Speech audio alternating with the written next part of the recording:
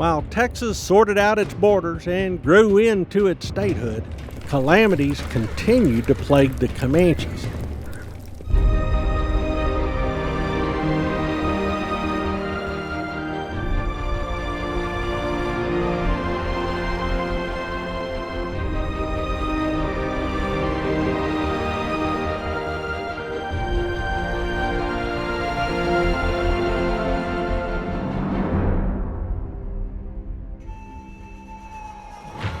The Comanches had suffered their share of wars and conflicts with Texans, Mexicans, Cheyennes, and Arapahoes, but ultimately economics sealed their fate. The Comanches depended on horses and buffalo for their prosperity. By the 1850s, they had outstripped their own resources. It was a matter of numbers. The grasslands of Comancheria supported about 7 million buffalo.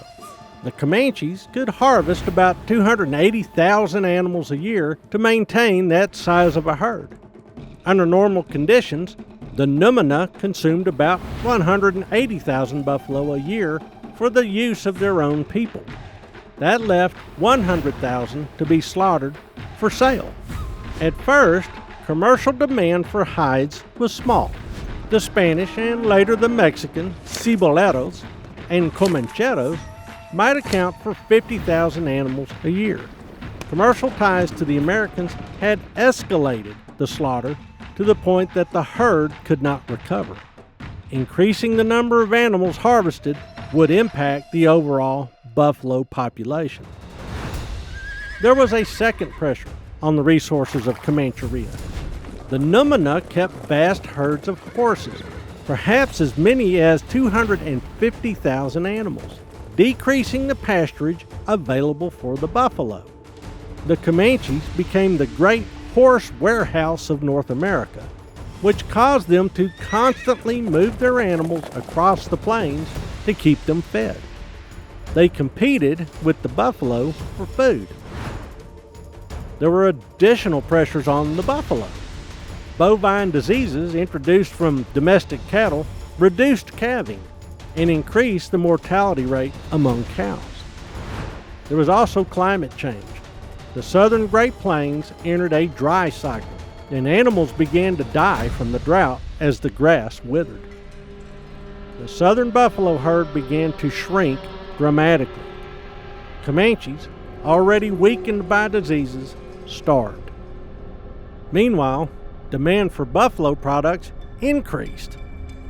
By the 1850s, the buffalo herd declined at an alarming rate.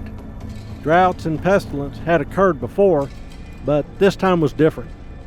The old cycle had now reached a fatal tipping point. The Comanches suffered a societal collapse. Survivors returned to raiding to restore their fortunes. This too changed.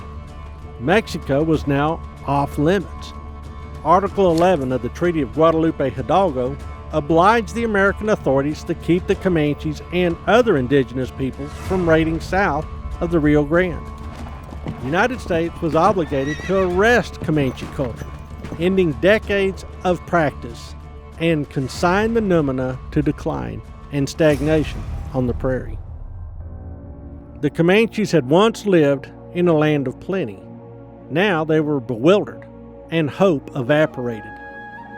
Raiders that headed into Mexico to survive ran afoul of the U.S. Indian policy. What had once been forays of several hundred eager young men degenerated into small bands of undernourished adventurers mounted on skinny horses. Comanche warfare and Comanche raiding that had once been an awe-inspiring spectacle degenerated into bands of marauders and outlaws. Comanche trade collapsed. The Wichitas, once vassals in the Comanche sphere, gave up and became almost entirely dependent on U.S. government handouts. Other tribes, relocated to the Great Plains by government policy, strained native resources even more. The Numina faced a dire future.